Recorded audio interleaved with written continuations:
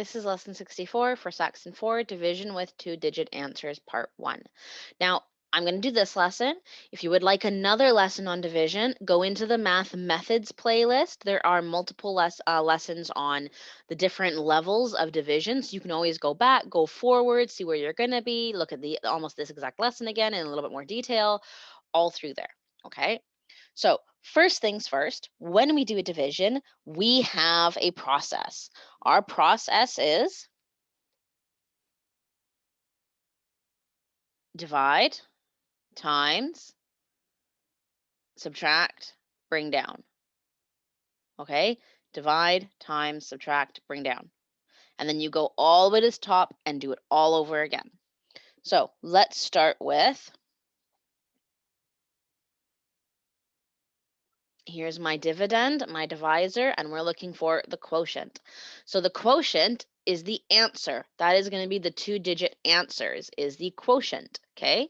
So we're going to do our steps. 3 goes into 7, okay? So 3 divided by 7. 3 goes into 7 how many times? Think of your multiplication. 3 times 1 is 3. I can go farther than that.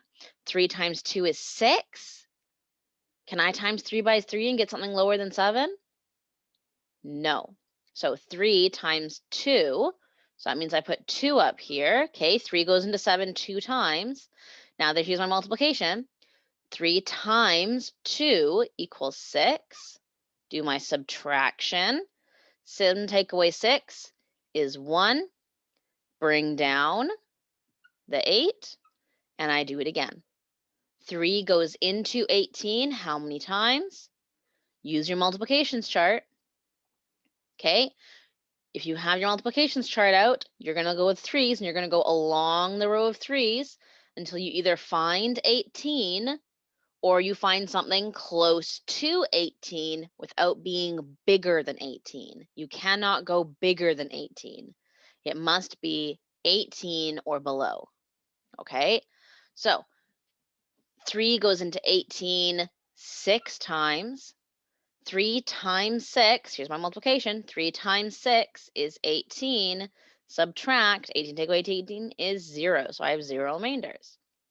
So my answer, or my quotient, has 2 digits. See, 2 and 6, that's 2 digits.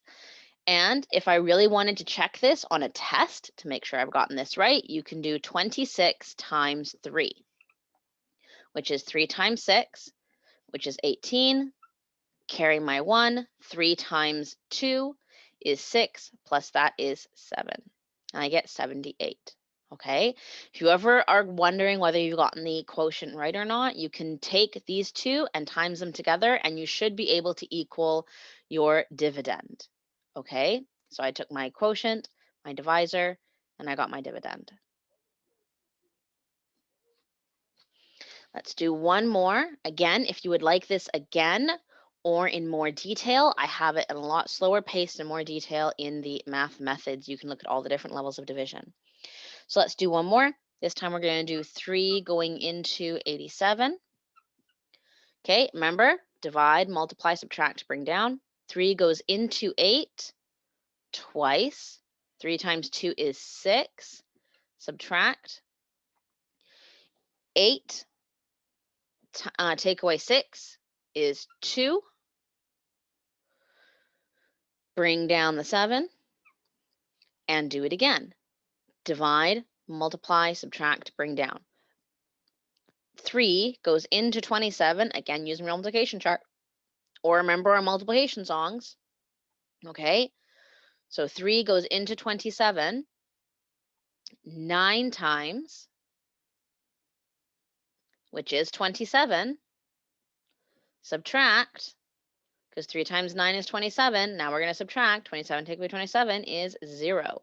So our answer is, or quotient is, 29.